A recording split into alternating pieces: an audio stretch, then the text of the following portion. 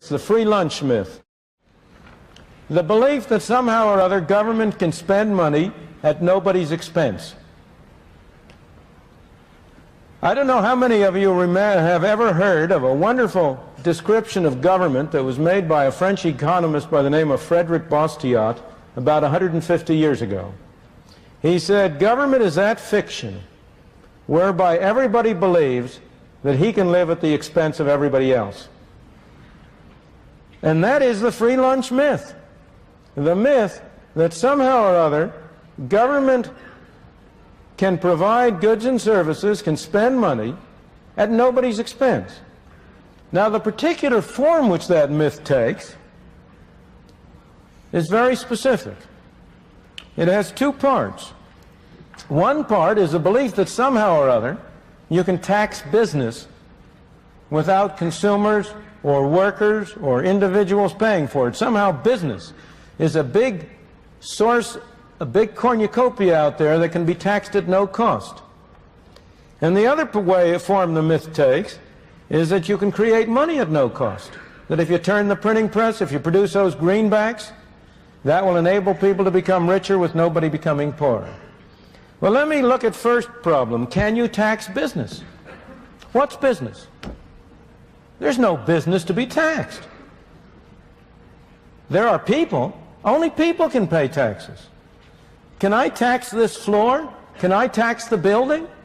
The building can't pay taxes. Only people can pay taxes. So when you talk about a tax on business, it has to be paid by somebody. Either it's paid by the stockholder, or it's paid by the customer, or it's paid by the worker. There's no other way it can come from. There's no Santa Claus, no tooth fairy that's going to provide a source by which the government can spend money that doesn't come from somebody. Somebody has to pay. And yet, over and over again, you hear the claim, oh, we must not increase taxes on individuals, we'll increase taxes on business, in connection with the current discussion of Social Security. This fiction arises. There is a fiction that the Social Security tax is half on the individual and half on the employer. That the individual only pays 5.75%, the employer pays an equal amount. That's nonsense. That's bookkeeping. That's not economics. That's not reality. The part that the employer pays is part of his wage cost. If an employer considers whether it's worth his while to hire an additional worker, he has to consider as part of his cost not only what he pays to the worker, but also the extra taxes he will have to pay to the government. It makes no difference to the employer at all if he pays the worker a bigger check and the worker pays a larger part of that directly to the government, or he pays the worker a smaller check, but in addition has to send a check to Washington. What matters to him is the total number of dollars it costs him to hire an additional person.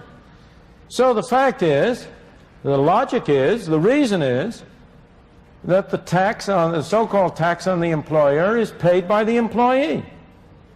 Now, this has always been clear from economic reasoning, general economic reasoning, but it has also been subjected to empirical test. And a book even from that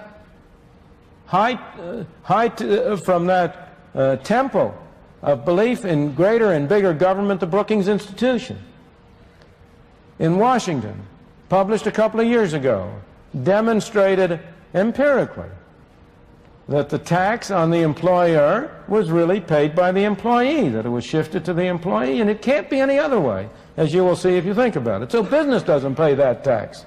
And yet, despite this, you have the great move in Congress right now in remedying the problem of Social Security to impose a larger fraction of the tax on business on the alleged grounds that somehow or other that spares the worker.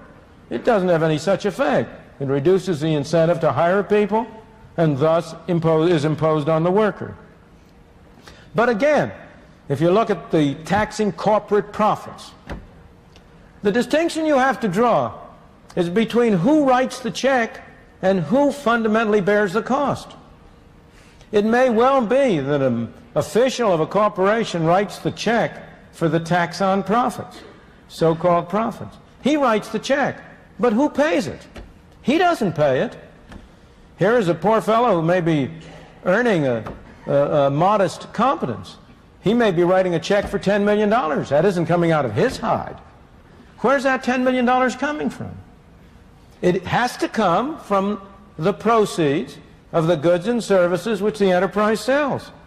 And that $10 million is $10 million less available either for cutting prices or for paying out dividends or for paying wages and salaries. The tax is borne by people.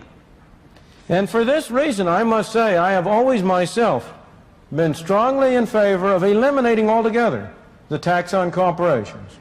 So it's open and above board that you are taxing people and that you do not conceal that fact by appearing to tax corporations. Well, again, with respect to money, can you print money at no cost? It's very cheap to turn out those pieces of paper. But does that get society something for nothing? Not at all. It's simply a different form of taxation. If you print money, people have more money to spend.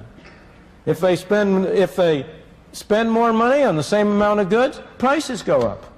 And in effect, everybody is paying a tax through inflation. Once again, it's only a form of taxation.